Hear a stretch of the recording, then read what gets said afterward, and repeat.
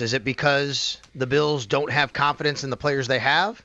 Sure, you could look at it that way. I mean, Sean McDermott said today the top three on the depth chart are pretty set at wide receiver. After that, they're figuring it out. Well, I think that opens up the door for Gabe Davis or anyone to kind of, if there's somebody out there they feel can help this team, they bring him in. And that's what the job is of the general manager, to figure out if there is somebody who can come in to help the team.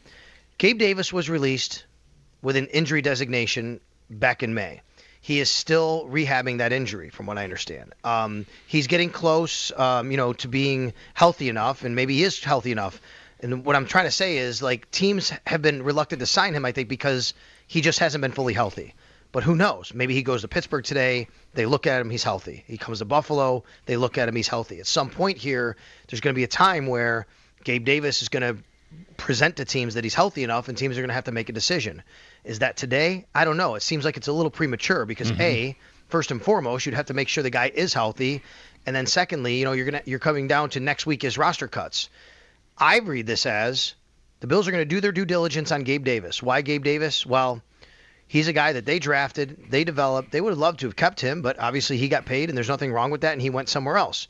He is a guy that fits everything about what they like. For right or wrong, and I know he's a very polarizing player for Buffalo Bills fans, Gabe Davis won the Iron Bill 2 years in a row. He hardly ever came off the field because he's a willing blocker. He checks all the boxes that the Buffalo Bills love about having a wide receiver, and especially a guy they developed. Does not surprise me at all that they would revisit a guy like Gabe Davis in that situation. The money-wise, well, he was already paid $11.5 million by the Jacksonville Jaguars.